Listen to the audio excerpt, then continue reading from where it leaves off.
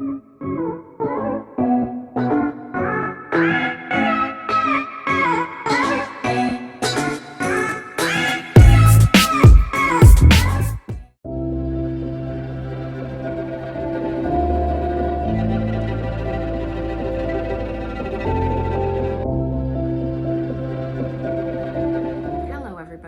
back to Hatchery's Diary. I'm just here talking about whatever we want to talk about. And today I was going to ask a question and talk about a few things, but one of them is recently we've been dealing with an alter who does not exactly take over the body. I don't know his name. What he does when he comes is he makes us see things through his eyes and through his emotional perspective. He also shows us things that aren't really there. Like whenever I see him, I never see his face. I just see like a cowboy walking into maybe a bar in the desert. You know, that's all I see. And I always see his hands and what he's doing and the gestures he's making, and often he makes very dangerous gestures. And when he becomes co-conscious, like that's what he does. He becomes co-conscious, but then he takes over anyone else who's co-conscious. He takes over their mind with him. And so he's actually one of our most dangerous alters, because one of the things he wants to do is related to unaliving. And I mean, I'm pretty sad that I have to use that word, that we have to censor words that way. So in the future, people are gonna see that in a dictionary and wonder how that happened, but we'll know. But yeah, and so he makes us see the world the way he sees it, feel the world the way he feels it, and it's hard to break out of, and it becomes very dangerous when he's that convincing. But he doesn't well, not yet. He's never taken control of the body. It's a mind thing. It's like he draws a see-through curtain across our eyes and just modifies everything, just how we feel. And he's highly intelligent, and so he makes these arguments that are not in words. They're like emotional arguments, I'll say. Like, I feel these things. He has such logic behind all of his reasoning and he's just very, very smart.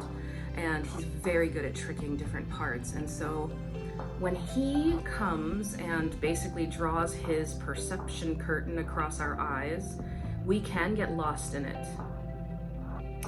And it is the most dangerous situation when that happens, which isn't very often, but he was around a few days ago doing that thing. And it's hard to explain to people who do not suffer trauma or do not believe in DID, but that's what happens. That's what he does. He doesn't come out, he doesn't talk to people, he just casts reality in an entirely different light. And it's very scary. But I don't know, I just wanted to talk. I was just wondering, does anybody else have an alter like that out there who doesn't really surface, but can absolutely take over other alters' minds with his own thinking, their own thinking and perception? And like, I feel it. It's like you feel you're like in the desert in this cowboy time. You feel the wind, you feel it's like, I don't know how to explain this to people who don't experience it. You feel the environment, how you would feel if you were in the environment. Like, that's how it feels. Like, for instance, if you go to a nightclub and, you know, the difference between being home and just hanging out and being in a nightclub, you feel the environment. The environment's different. There's a different electricity to it. There's different vibes to it. That's sort of what he does. He makes me feel the vibe of wherever he is, the time frame he's in, everything. Oh, it's so bizarre. And sometimes I don't know he's doing it, and those are the most dangerous times. But anyway, moving on to the next subject, we are going to dye our hair. And this is Jane's hair. I don't know who it was earlier, but I'm gonna dye our hair. It's probably gonna be magenta with some purple hues to it. But here is, we got a kit to dye it. We've never dyed our own hair.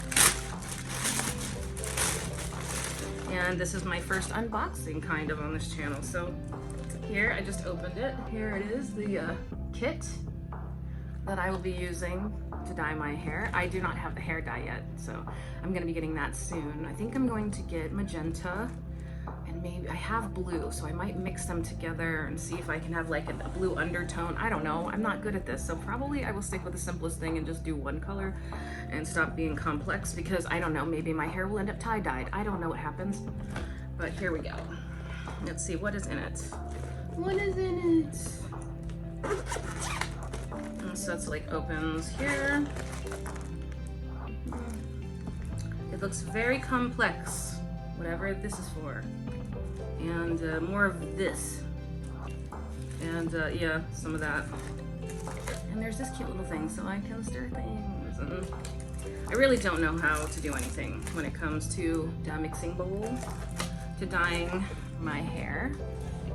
Because like I said, it'll be my first time dyeing my hair. I've only ever gotten it done professionally, dyed, you know, because I didn't dye my hair when I was like a teenager. I started dyeing it in my 20s, but you guys have never seen it. You've never seen it, but I've had my hair a number of colors over the years. Usually if I don't dye my hair, it's because I'm tired. I'm tired a lot. And so that's what we're gonna be doing. Soon I'm gonna have probably magenta hair if it all works out. Pink, magenta, we'll see, let's hope so. And yeah, that should be fun, we're gonna do it. But anyway, so yeah, I was just thinking about that altar, and I was thinking about the hair dye. And like sometimes when I think about DID, a lot of people, you know, people have different ways of thinking about their situation, but I often look at it like altar to altar, but a lot of times I'll look at it like globally. I'll think globally in my brain, like why would one part of my brain try to harm another part of my brain? What's the symbolic relationship between these two altars? Not just the personal relationship, but what symbolically is going on in my head? Why is this one angry? Why is this one scared? What does this say overall about me as a human, my personality? What's going on in my brain? What's the real psychology behind this? Because I find that people often look too much at the altars and the altars themselves and the altars' behaviors. Well, it's like, but their behaviors are there to communicate something to you. And it's not just personal. Sometimes it's symbolic. The relationships are highly symbolic as well as personal. That's just all I want people to know. And that's so we often pull back and be like, why would this altar be crying and that altar be doing this and this altar be doing this all at the same time? You know what I mean? If you look at it just on an individual basis, you're not going to get the whole picture. And so that's why we kind of zoom out and try to like see symbolically what's happening with us. Like we don't write it down or anything because we're just terrible at doing things, but we should, like we want to start writing things down. That comes along with the journal that we're going to be doing for the memoir, hopefully, that ever comes to fruition, but journaling. But we've never been good at documenting things because I think a lot of altars don't like to reveal things, so they don't write. So all throughout my life, whenever I've written journals, it would be in spurts, it would be in bursts, you know, it would be like, I would do it for a few months and then I wouldn't do it for years, do it for a few weeks and I wouldn't do it for months, that kind of thing. And I think it's often because altars have been trying so desperately to hide things. Writing things down would just make it harder to hide things, and so they kind of veer away from writing things down. And so I've always had trouble with, like, you know, some people are like, leave a message for your altar or write it down. I've left messages, they never write back. There's something about writing that is dangerous to my system, and I'm pretty sure it has to do with finding out information that maybe we're not ready to know. Because, you know, it is a process. It is a peeling of the onion process when you have DID. You don't just like find everything out at once. Your brain would explode. You would have a nervous breakdown that might not ever end if that happened. So it comes out, you know, over time, slowly, at a pace that you can handle. And so I think that's one of the reasons I wasn't, you know, writing journals like I thought I should be most of my life. But I did write a lot of journals though. If you add them all up, it's a pretty good amount of journal. But I'm sure there's a lot of days in my life that are entirely missed because I did not write anything down. But I tried to make a point of it in my important parts of my life. Like if I was in a facility, I would try to go out of my way to write a journal, whether I wanted to or not. I remember in the past when I used to write journals, I used to buy all these journals. I used to buy like 10 different journals, different styles, just in case I wanted to use that one day, or I wanted to use this one another day, or this one was prettier that day. At the time, obviously I didn't know I had DID, but you know, I thought I was just like making a selection of journals, that I was going to write certain things in this one, certain things in that one. And in reality, the different journals belong to different parts of me. There were different alters journals. I just didn't know that that's what was happening. And that happened a lot. It happened with books. I would read tons of different, like I'd read 12 books at once, but and I always just thought I was like a voracious reader. I'm just so good at reading books. I read lots of books. No, it turned out those books were different alters books, so it wasn't fair to read one book because other alters were reading books too. But see, those are the little things I didn't put together. I didn't put together a lot throughout my life, you know? Like why I would change my clothes when I went to school on different days, depending on which friend group I hung out with. I had a bunch of different separate friend groups. And obviously it was my alters different friend groups, and that's why they never intersected. And I would dress differently. It's just so many signs throughout my life that this was all happening, combined with the severe mental health issues that we went through since we were child, you know, like pretty obvious. But you know, your brain just sweeps that kind of stuff away when you're trying to do something. Like I had a goal. I wanted to go to college. I wanted to become a writer.